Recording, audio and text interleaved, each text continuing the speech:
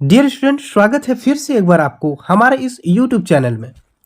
तो यहाँ पे आपके सामने प्रश्न है, कविता के प्रथम अनुच्छेद में कवि एक बिंब की रचना करता है, उसे स्पष्ट कीजिए। यानी कि हमारी नींद इस कविता के पहले अनुच्छेद में कवि वीरेन डंगवाल एक वस्तु की यानी कि एक बिंब की रचना करता है, बस उसे ही हमें स्पष्ट करना है यहाँ पे। ठीक है, तो आइए जानते हैं कि कविता के पहले अनुच्छेद में कवि एक बिंब का रचना करता है, इससे क्या आशय स्पष्ट होता है। ठीक है, देखिए कविता के प्रथम अनुच्छेद में कवि बीज के माध्यम से बिंब की रचना करता है।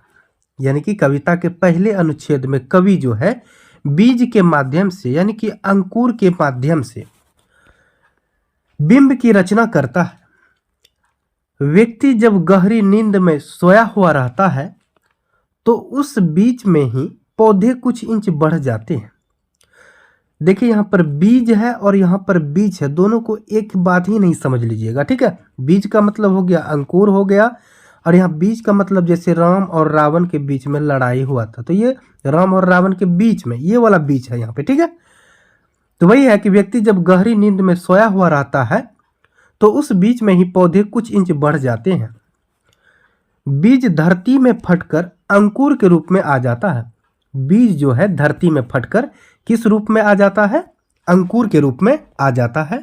ठीक है, अंकुर का मतलब हो गया धरती में फटकर अंकुर। जैसे मान कर चलिए, जैसे हम चना को ही रात में भिगोने के लिए देते हैं और सुबह जब देखते हैं तो उसमें कुछ छोटे छोटे नुकीले टाइप का कुछ जग जाता है। ठीक है, तो वही हो जाता है अंकुरित, अंकुर हो जाता है। ठीक है, तो धरती में फटकर अंकुर के रूप में आ जाता है और उससे निकलने वाले कोमल धागे कोमपल से बाहर आ जाते हैं। उससे निकलने वाला कोमल धागे उस अंकुर से बाहर आ जाते हैं, कोमपल से बाहर आ जाते हैं।